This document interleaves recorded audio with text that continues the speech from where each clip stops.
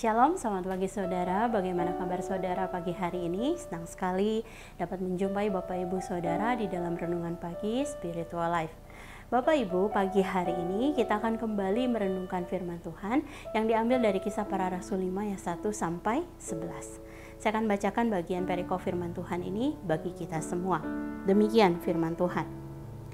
Kisah Para Rasul 5 ayat 1 sampai 11. Ada seorang lain yang bernama Ananias. Ia beserta istrinya Safira menjual sebidang tanah. Dengan setahu istrinya, ia menahan sebagian dari hasil penjualan itu dan sebagian lain dibawa dan diletakkannya di depan kaki rasul-rasul. Tapi Petrus berkata, "Ananias, mengapa hatimu dikuasai iblis, sehingga engkau mendustai Roh Kudus dan menahan sebagian dari hasil penjualan tanah itu? Selama tanah itu tidak dijual, bukankah itu tetap kepunyaanmu? Dan setelah dijual, bukankah hasilnya itu tetap dalam kuasamu? Mengapa engkau merencanakan perbuatan itu dalam hatimu? Kau bukan mendustai manusia, tetapi mendustai Allah." Ketika mendengar perkataan itu, rebahlah Ananias dan putuslah nyawanya. Maka sangatlah ketakutan semua orang yang mendengar hal itu. Lalu datanglah beberapa orang muda. Mereka mengapani mayat itu, mengusungnya keluar dan pergi menguburnya. Kira-kira 3 jam kemudian masuklah istri Ananias, tetapi ia tidak tahu apa yang telah terjadi. Kata Petrus kepadanya, "Katakanlah kepadaku, dengan harga sekiankah tanah itu kamu jual?" Jawab perempuan itu, "Betul, sekian." Kata Petrus, "Mengapa kamu berdua bersepakat untuk mencobai Roh Tuhan? Lihatlah, orang-orang yang baru mengubur suamimu berdiri di depan pintu, dan mereka akan mengusung engkau juga keluar." Lalu rebahlah perempuan itu seketika itu juga di depan kaki Petrus dan putuslah nyawanya. Ketika orang-orang muda itu masuk, mereka mendapati dia sudah mati. Lalu mereka mengusungnya keluar dan menguburnya di samping suaminya. Maka sangat ketakutanlah seluruh jemaat dan semua orang yang mendengar hal itu. Dan renungan pada pagi hari ini berjudul Ananias dan Safira. Bapak Ibu Saudara, kisah Ananias dan Safira menjadi peringatan kepada jemaat tentang sikap hati jujur di hadapan Allah. Ananias dan Safira menjanjikan kepada para rasul untuk memberikan seluruh hasil penjualan tanah mereka sebagai persembahan kepada Allah.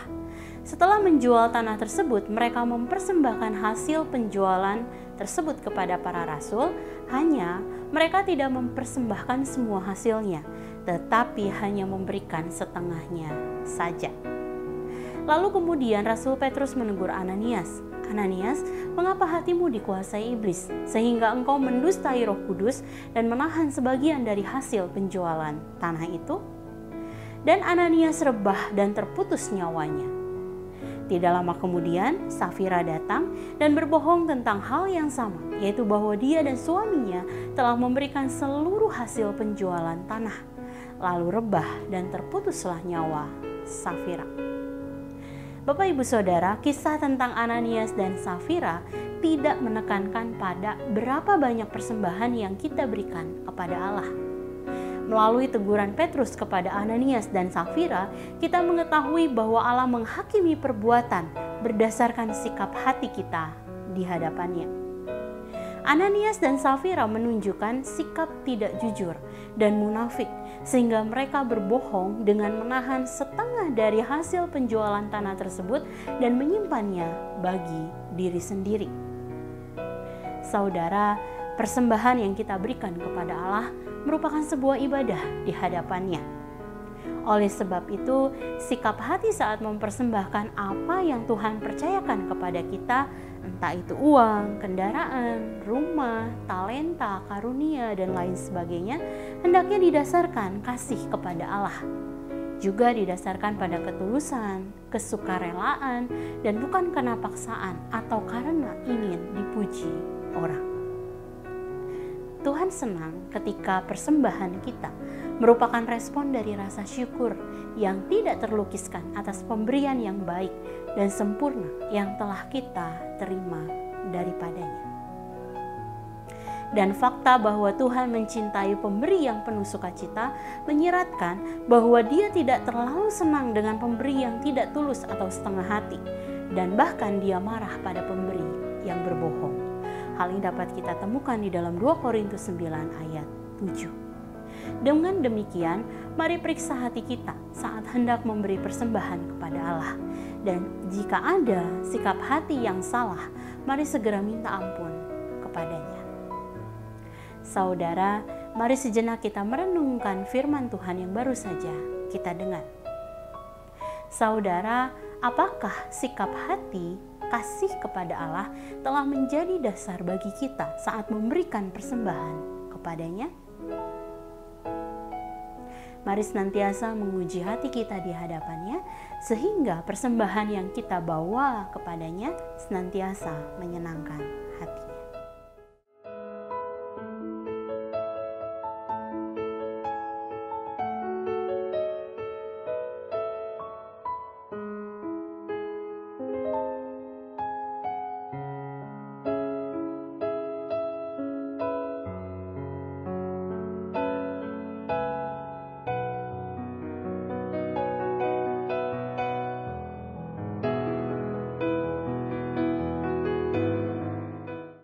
Demikian firman Tuhan hari ini. Mari kita berdoa. Tuhan, terima kasih satu hari kembali Allah tambahkan dalam kehidupan kami. Sungguh anugerah yang Allah berikan pada kami. Sungguh anugerah yang besar yang sudah Allah karuniakan bagi setiap kami. Bapa, kami diingatkan kembali pagi hari ini Tuhan untuk memiliki sikap hati yang jujur di hadapan-Mu Tuhan. Untuk kami memiliki sikap hati yang tulus, yang dapat memberi dengan sukarela Tuhan. Mari terus koreksi hati kami, mari terus periksa batin kami Tuhan, sehingga hati kami Tuhan terus dibentuk serupa dengan Kristus Tuhan. Dan jika pagi hari ini Tuhan kami menemukan ada ketidakjujuran di dalam hati kami, ada kebohongan, ada kemunafikan di dalam diri kami, ampuni dosa dan kesalahan kami Tuhan. Dan kami percaya Allah akan terus memurnikan kami, menyempurnakan kami, sehingga kami apapun yang kami kerjakan bagi Engkau dapat sungguh menyenangkan hati-Mu.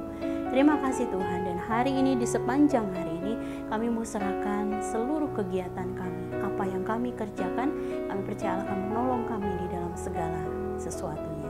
Terima kasih Bapa, dalam nama-Mu Tuhan Yesus kami berdoa dan mengucap syukur. Haleluya. Amin. Selamat pagi saudara, selamat beraktivitas. Tuhan Yesus memberkati.